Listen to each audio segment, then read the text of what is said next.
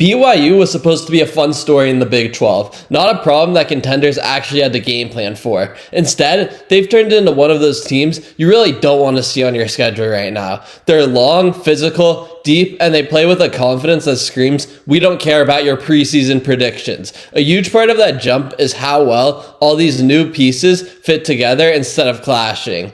When you look at this roster top to bottom, it suddenly makes sense why BYU is way better than anyone expected.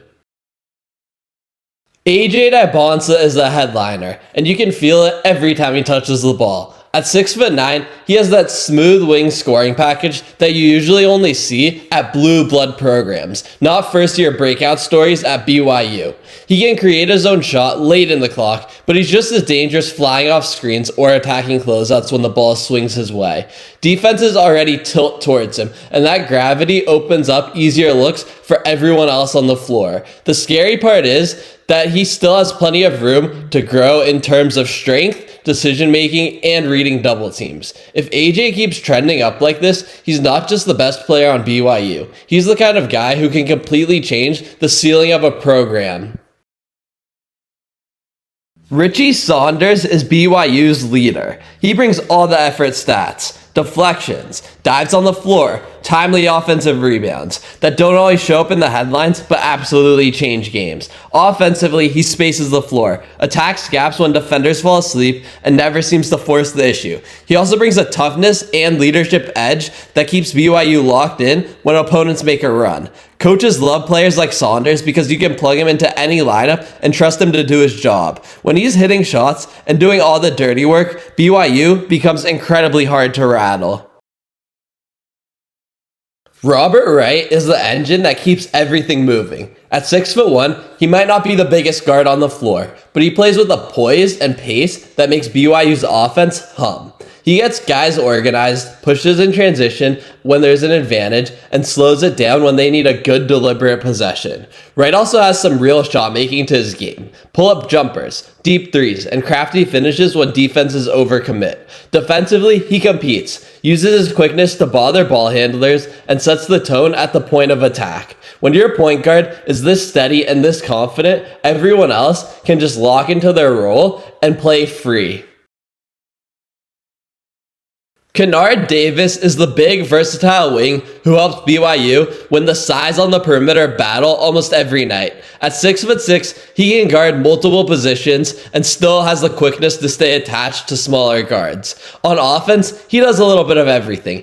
Hits open threes, attacks closeouts, cuts at the right time, and moves the ball to the next man. He's one of those glue guys who might not lead the box score, but always seems to be on the floor during winning stretches. His length and activity give BYU a lot of flexibility in terms of lineups and defensive coverages. When Davis is on the floor, BYU suddenly looks even deeper and more athletic than people realize.